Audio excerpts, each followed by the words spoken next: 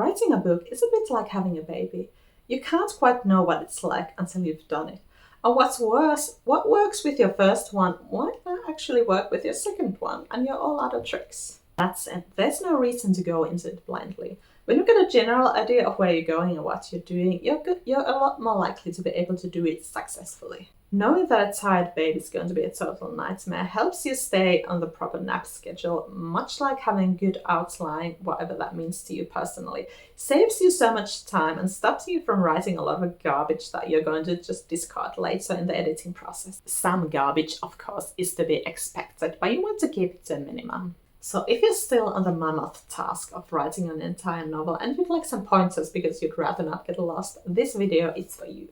Mind you, I really don't get a kick out of making people write books my way, so if you've got a method that works for you, there might not be anything for you to learn in this video. And for everyone else, approach it kind of like a packing list. So if you're unsure, you can cross everything off the list, but if you know you're not going to need sunscreen where you're going, then you can leave it out. Yeah, I don't know how we went from babies to sunscreen either, but whatever. My brain is a mysterious place. If we haven't met before, hi, I'm Katri and I've been writing stories ever since I learned to write. And I don't mean to brag, but that was almost 30 years ago. But I guess the stories I've been writing have changed a little after that. And this is Protagonist Crafts, the place for people who are kind of obsessed with that whole writing thing. You know, I really liked the packing list idea, so let's pretend we're going on a trip together and the destination is a finished novel. And if you've never been there, you might not know what it's like when you get there, and you might not know what the journey is going to take, and that's what I'm here for. So in this video, we're going to talk about what to do before you embark on your novel writing journey and how to write your novel without getting lost. First of all, before you write a single word, you need to choose your premise and then stick to it. I know it sounds kind of obvious, but it's a common roadblock for aspiring authors. Writing something without actually knowing what it's about is a bit like jumping into a random bus and then just getting off at any random stop and then getting into another bus and then, you know, there's a train station over there. I'm going to get the train. I'm going to get the first train that I find, and actually I would rather go sailing. In case you don't know what a premise is, it's a sentence or two describing your story in simple terms, usually including your protagonist and unusual circumstances or some kind of an obstacle they need to overcome. For example, the premise of the movie Truman Show is Truman is the most famous TV star in the world. He just doesn't know it yet. And the premise for Calendar Girls is when a group of friends from the Women's Institute want to raise money for the local hospital, they end up raising more than a few eyebrows. At this point, your premise doesn't have to sound cool like a Hollywood movie because we're not trying to market your story to anyone yet. It's just a tool for you. It's just a tool so that you can focus your story and so that you write what you actually mean to write. Consider these two premises. A woman saves the man she loves from killer ants that threaten world peace. And a woman and her new boyfriend escape from killer ant dictatorship. Technically, they could be the same story, but wouldn't you say these are two completely different approaches to that story? And yeah, Kate Winslet's character in Titanic was definitely on a cruise she'll never forget, but I don't think you describe the movie that way. As well as your premise, you need to know the genre and the tone of your story. So are you writing romance or are you writing horror? If you're writing romance, is it very serious or is it maybe lighthearted? You don't want to give your readers a whiplash by changing either of those things in the middle of your story.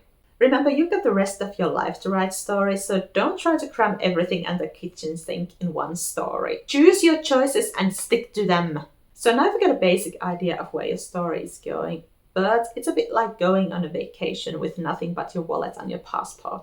Sure, it's doable, but you might not enjoy it and it could spell disaster. By the way, you don't need to know how to spell disaster in order to write a novel, in case you were concerned about that. Much like needing to know which airport your flight is leaving from, when you're going to be arriving in your destination, and which hotel you'll be staying at, you need to plan out your story. How extensively you want to plan your story depends on you, and yes, I can hear the complaints already. If you can write a novel successfully without any kind of planning, great! I'm really happy for you, but I don't know why you're watching this video. Whether you like it or not, planning your story saves you a lot of trouble and time, and it stops you from having a lot of the problems that beginner writers have. Recently, someone left me a comment saying that they've been writing for 80 pages already and they have no plot. And I just want to ask you if you want to be that person. If you were in Paris now, for example, and you wanted to get to Rome, how easily do you think you'd get there just by stepping out the door and just going into any random direction? I mean, sure, you might get to your destination eventually, but did you really mean for your trip to take 6 months and for you to get robbed 3 times? Here's the thing, if you get your studies, a job, a family, and other responsibilities, you probably want to write your book as efficiently as possible. Not fast, mind you, but you need to make the most out of your writing time. Not because you need to hustle, but because making progress with your writing feels kinda nice.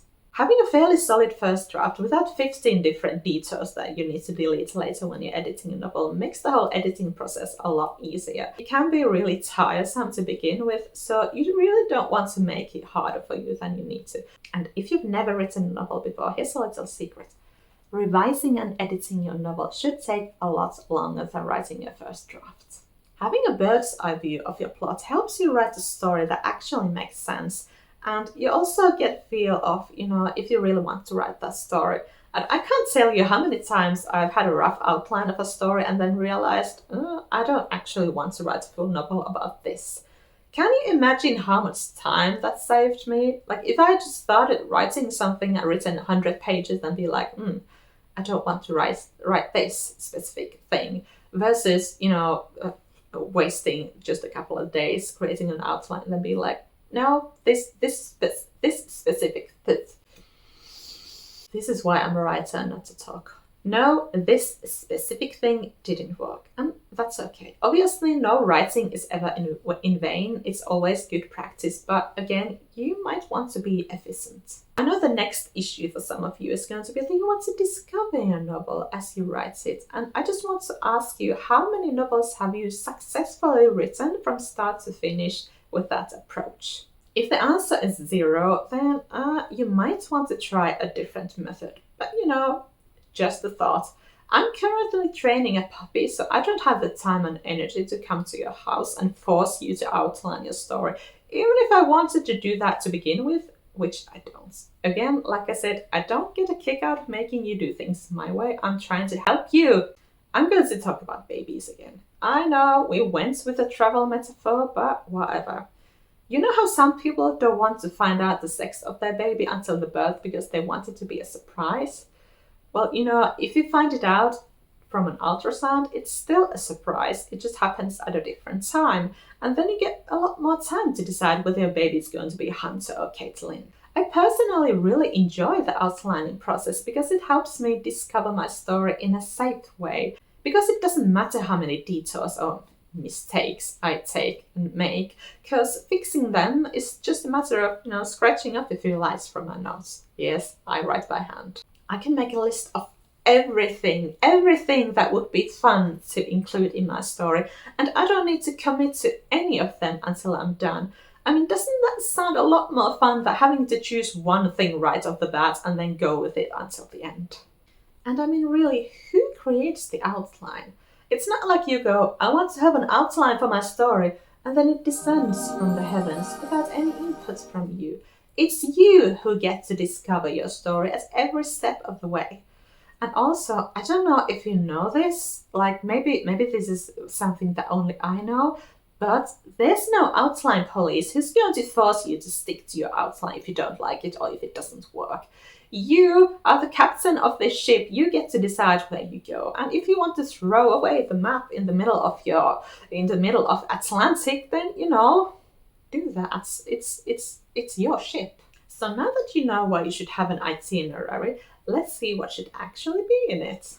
First of all, start by listing all your characters that you have in a story and what exactly is their purpose in the story.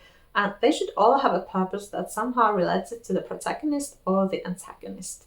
And if you can remove characters or maybe combine them without changing the story, then that's exactly what you should do. You should try to have the minimum number of characters that you can. Choosing your characters' eye colors and star signs could be fun, but they mean nothing to the story you're writing. Unless, of course, you're writing a story about how greenish blue-eyed Scorpios are going to rule the world someday. Just a thought. By the way, my birthday is on October 26th, in case you'd like to write that down somewhere. What you should know about your characters is their strengths and their weaknesses and also their goals. Don't just choose these things at random. They need to be extremely relevant to the story you're actually writing here. Your characters are tools that manipulate the plot, and in order to do that, there needs to be something to them. They can't just be like wet mittens.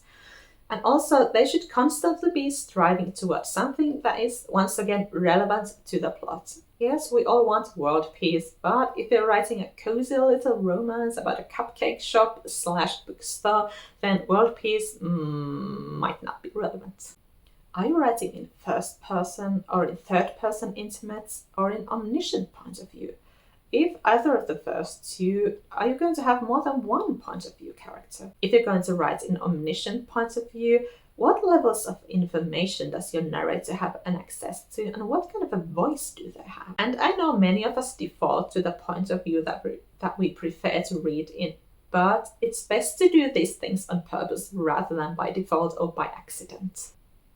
When and where does your story take place? If you're writing about a familiar place, you might not need to do any kind of research beforehand, but for anyone else, we need to really think about what is it like there and then answer that question. Okay, so now we're getting into what actually happens in your story, and your plot can't be separate from the other elements like your settings and your characters, so that's why we didn't start from it. I'm giving you 2 fun options here. Either you come up with the major events of your story and then fill in the blanks between them, or you summarize your whole story in 4 nifty little steps. And which events exactly should you use as your guideposts? Here's a list you can steal. 1. Protagonist is doing normal stuff in their normal world. 2. A big problem comes and changes everything. 3. Your protagonist comes up with a plan to tackle that problem, although after some hesitation, usually. 4. After a while of reacting to the problem, another surprising event comes, or maybe a surprising piece of information that puts a spanner in the works again. 5. An earlier mistake or an oversight catches up to the protagonist, and generally everything seems to be going sour. 6. Things get so bad that it all seems lost, and your protagonist does one last desperate sacrifice thing to solve the problem for once and for all. 7. The problem actually does get solved because your character has changed as a person due to the events of the story. And 8. We get a glimpse of the new normal.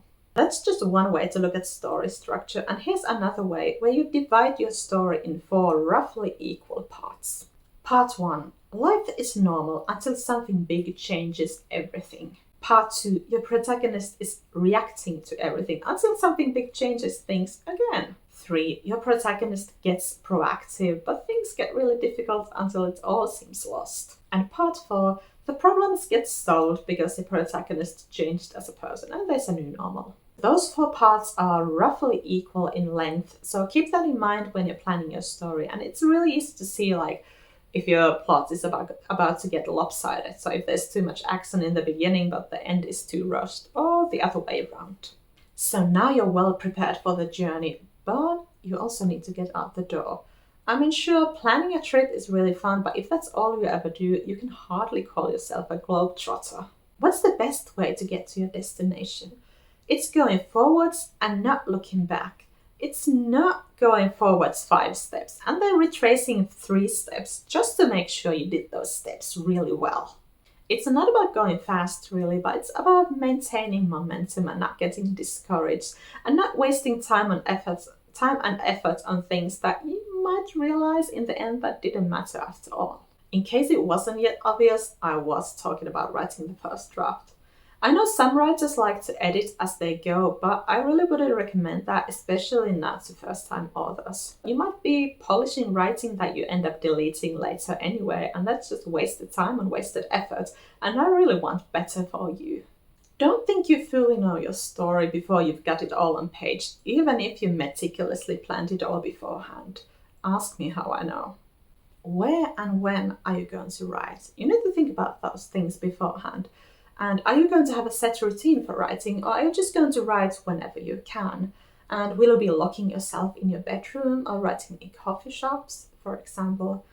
And what kind of goals are you setting for yourself? Are you going to write 1,000 words a day or 1 page a day? Or is your goal just to sit down for 30 minutes and get as much writing done as possible?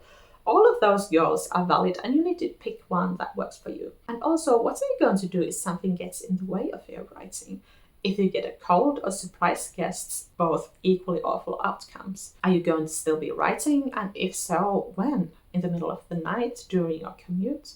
Again, make those decisions beforehand because our brains really don't like decisions. And then if you need to do those later, and then you might go, this is too difficult, I don't want to do it, I'm not going to write, I am going to watch Gilmore Girls again. Again, ask me how I know, or don't ask. I was once flying to England when it started to snow, and Britain being Britain, they were really not equipped for that at all. The plane had to land in Liverpool for a few hours instead of going straight to Manchester. So did I just say sod it and get out of the plane and go back home instead?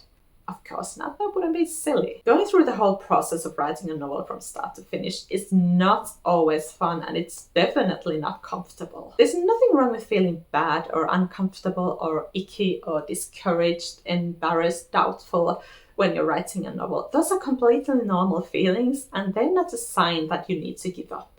You just have to commit to your writing so that you can keep going anywhere, even when it feels difficult. And I know it can be difficult to imagine what it's like having a finished novel in your hands, but I promise it's totally worth it, and I really want that for you. And I know you can do it despite all the discomfort and ickiness. I mean, wouldn't you say that writing a novel is far more important than feeling good and comfortable all the time? So now you've written your first draft according to all the plans you've made, but that was just the beginning. Next, you need to figure out how to revise and edit your novel without getting so lost that you never find your way home again. But I think that's a different video for a different day.